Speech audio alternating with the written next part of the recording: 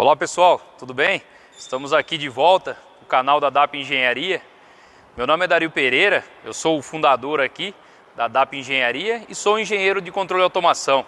O assunto de hoje, galera, é conformação mecânica e tratamento térmico, tá? Continuando a nossa série aí do projeto Plataforma Flutuante, tá? Vai ser muito interessante, mas antes, pessoal, já vai dando like lá, se inscreva no canal, compartilhem nas suas redes sociais aí, nos ajude, né? Ative o sininho das notificações, nos ajude aí a levar conhecimento a todos que necessitam, a todos os profissionais, né? Trocar esses insights e trocar essas experiências aí junto. Vamos lá então? Vamos junto! Então pessoal, por que nós vamos falar hoje, né? De conformação mecânica, tratamento térmico? Pela seguinte razão, nos projetos mecânicos, né? Nós falamos aí do memorial de cálculos, né? Vocês podem ver no vídeo aqui, memorial de cálculo e resistência dos materiais. Só que nós temos alguns materiais, né?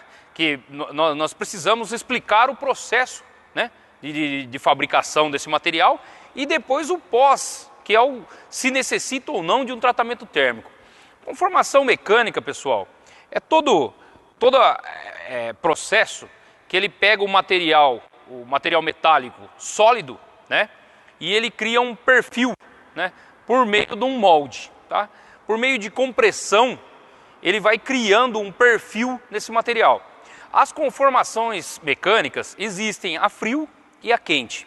Conformação a frio, né? Ela cria uma rigidez no material aí e tal, só que ela também cria, né? Essa rigidez, ela torna o material mais resistente, só que menos dúctil, tá? E a conformação a quente, né? Muitas vezes é utilizado o forjamento, né? Dos materiais aí, que ele passa do ponto crítico aí do diagrama ferro-carbono, tá? Nós vamos ver daqui a pouco. E aí você consegue também, já no processo de conformação, uma dureza maior, certo? Depois dos processos aí de conformação, geralmente, pessoal, as siderúrgicas, as empresas, né, que conformam esse aço, elas fazem um processo de normalização. Para quê? Para reorganizar a estrutura atômica do material. Por que essa reorganização? Quando você passa por esse processo de conformação, o material, ele cria uma rigidez e os átomos, imagine que você tem um volume, tá? Nas moléculas lá, e você faz uma compressão. Exatamente isso que acontece no material, certo? E aí você faz depois uma normalização, aquece ele e resfria, né, lentamente ao ar para ele se reorganizando. Tá legal? Nos processos de conformação mecânica, nós vamos falar de alguns exemplos agora. Então, pessoal, os exemplos de conformação mecânica, nós temos aí laminação, tá? Trefilação, estiramento, o forjamento, tá? E aí o corte e dobra em chapas, né? Vamos falar um pouco, né, para vocês aí, vamos falar um pouco da laminação, né? No nosso projeto Plataforma Flutuante, os nossos perfis, nós utilizamos os perfis laminados. O que é a laminação?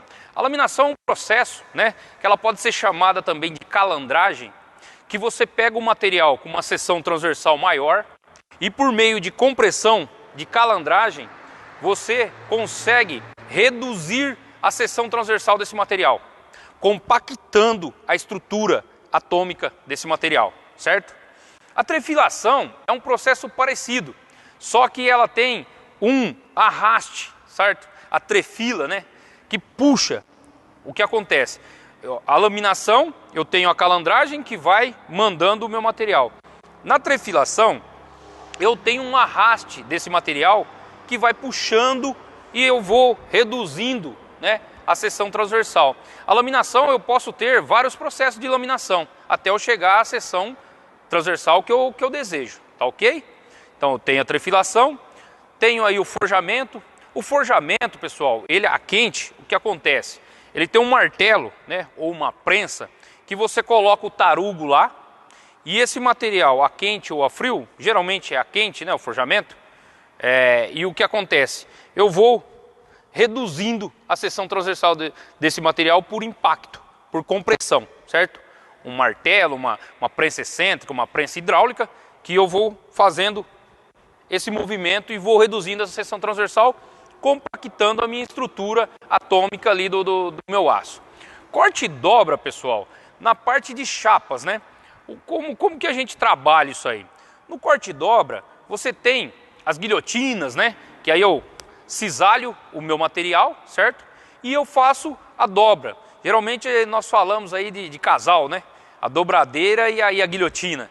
Então você tem o corte e dobra, você faz uma dobra 45, uma dobra 90 graus.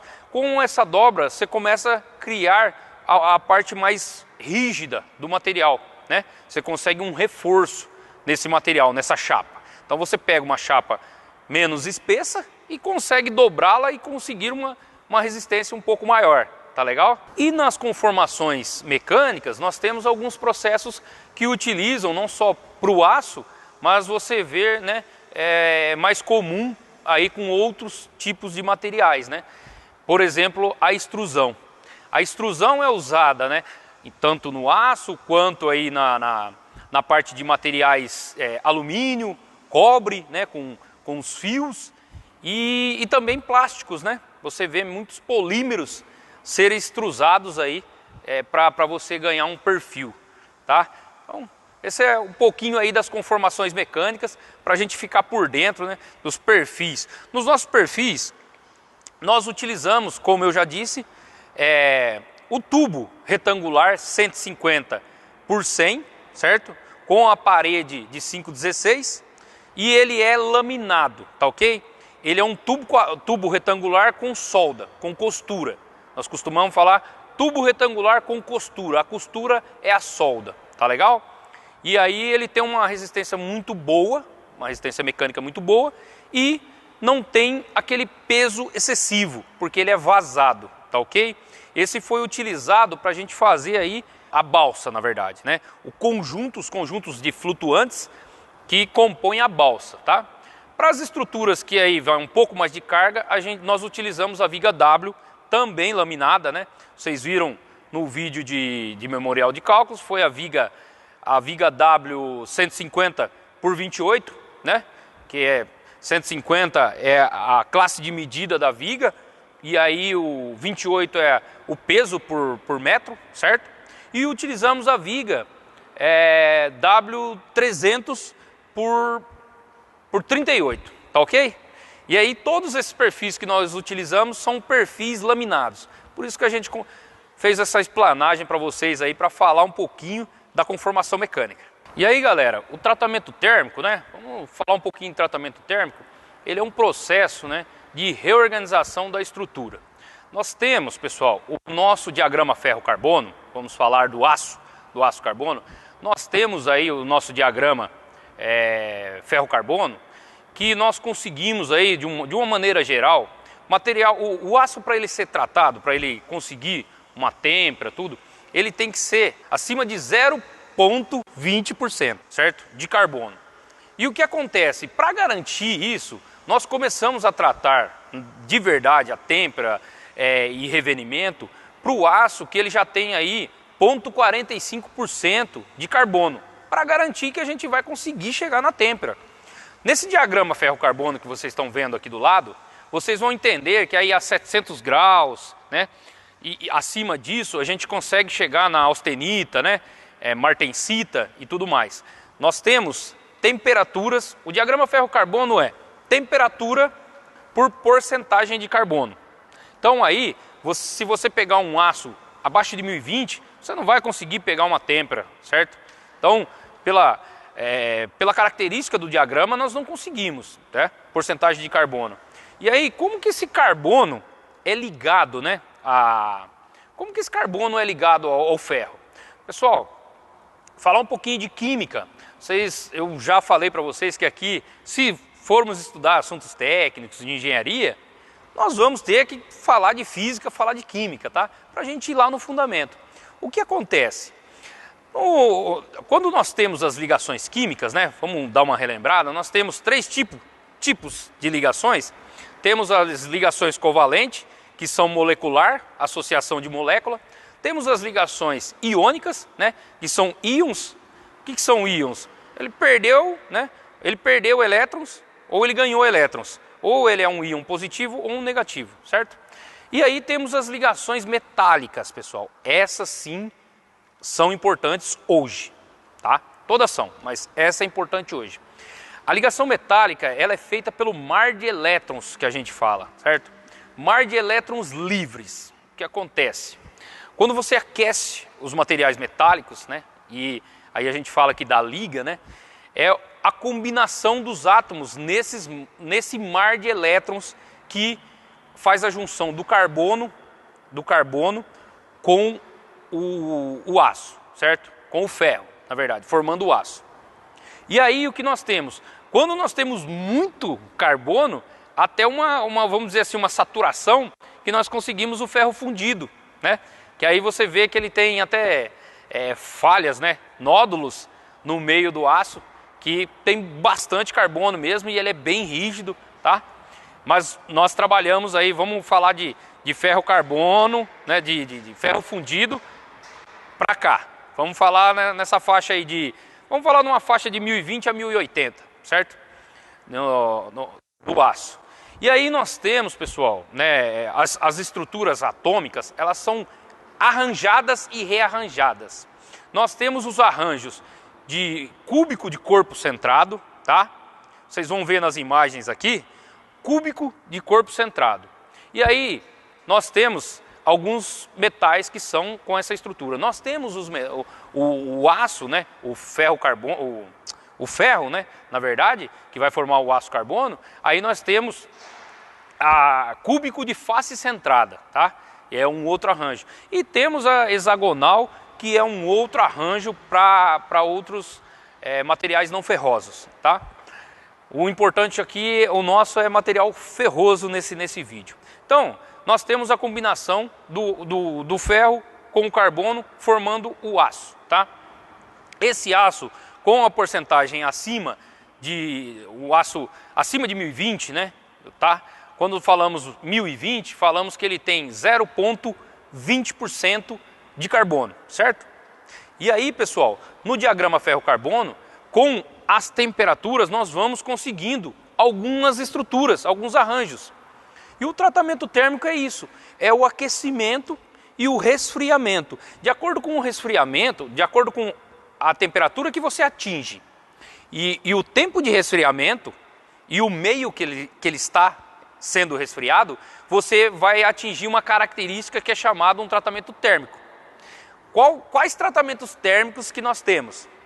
Nós temos, como eu falei, da normalização, certo? Ela é aquecida a certa temperatura, é resfriada ao ar, certo? Normalização. Nós temos o recozimento, né? O recozimento é um arranjo que o pessoal que trabalha com usinagem, muitas vezes eles tratam o material e faz o recozimento, se necessário uma usinagem posterior ao tratamento, tá? Então o recozimento é para alívio de tensões também, né? E aí, pessoal, nós temos a têmpera, austêmpera e martêmpera. Vou falar da têmpera. A têmpera, ela é utilizada há muitos e muitos anos, antes de Cristo. É aquele processo que o pessoal estava lá batendo na espada, aquecia a espada, os escudos aquecia, e aí ele deixava envermelhar, e aí ele tirava e resfriava rapidinho. Essa é a têmpera. Por quê? O que acontece no processo de têmpera? Ele aquece a uma elevada temperatura e ele chega numa estrutura, de acordo com o diagrama ferro-carbono. Quando ele chega naquela estrutura, ele quer prender o material naquela estrutura. O que ele faz? Resfria ele rápido. Então, a organização dos átomos que chegou lá naquela temperatura alta, ele resfria e prende essa estrutura, tá? A austêmpera, ela tem a função de chegar ao arranjo da baianita. Vocês vão ver no diagrama aqui, ferro-carbono também, baianita acima de 700 graus aí, para você conseguir a baianita, certo? E a martêmpera, a gente vai conseguir a martensita, que é um outro arranjo também, tá legal? Pessoal, sempre quando nós fazemos um tratamento de têmpera, austêmpera e tudo mais, nós fazemos também, para alívio de tensões, aumentar a ductibilidade, porque quando eu tempero, eu aumento a dureza. E aí eu quero o quê? Pô, eu não quero que fique um vidro, se cair no chão quebra, é um vidro, é muito duro, certo? Eu quero alívio de tensões, eu quero um material duro, porém uma certa ductibilidade, tenacidade, certo? E aí o que eu faço? Eu temperei esse material, vou fazer um revenimento, tá? Revenimento, eu aqueço ele de novo, eu temperei, e aí ele tá duro. Aí eu pego, eu vou fazer um aquecimento nele controlado, chego uma temperatura que eu não vou chegar na têmpera de novo, chego na temperatura de revenimento e aí eu resfrio ele lentamente. Tá legal? O que eu faço aí? Eu tenho o meu arranjo lá, imagina que as estruturas, né, dos átomos estão todas prensadas, rígidas demais, eu aqueço ela de novo, ela se rearranja, fica mais, né, dúctil, e aí vai cair um pouco a dureza? Vai, com certeza, mas ele vai ficar um material tratado com a ductibilidade. Tá legal? Agora nós vamos falar um pouco também, para vocês, esse é o intuito, né, falar com os projetos mecânicos, nós temos que falar de toda a metodologia, né, tudo que inclui num projeto mecânico, nós vamos falar dos revestimentos. O que nós utilizamos aqui, como nossa estrutura, ela trabalha imersa, né, ela trabalha imersa, uma parte imersa e outra parte, né, submersa, nós fizemos o revestimento de galvanização a fogo, e é chamado de, é um processo de galvanoplastia, certo? É um processo de revestimento onde eu utilizo um material como anodo de sacrifício. No caso da galvanização, o zinco. Então o zinco ele vai revestir toda a minha estrutura, certo? E quem vai oxidar é o zinco, porque o meu material, o aço carbono, ele está por dentro, tá? É um processo muito bom, um revestimento excelente, né? E aí você tem as camadas que você tem que atingir para o meio que você vai trabalhar, entendeu? Então o zinco cobre o aço numa ligação metálica, num revestimento, galvanização a fogo, ela é um pouco mais resistente que a frio, existe a galvanização a frio também, mas como o nosso projeto fica na água, nós utilizamos a galvanização a fogo, tá? Então, espero ter esclarecido para vocês aí, tratamento térmico, galvanoplastia, tá legal? Galera, agora é a hora que todo mundo está esperando, hein? Brincadeira. É hora da nossa dica, né? Dica DAP aí. Então, nós falamos das ligações químicas, né? Propriamente, mais propriamente das ligações metálicas, né?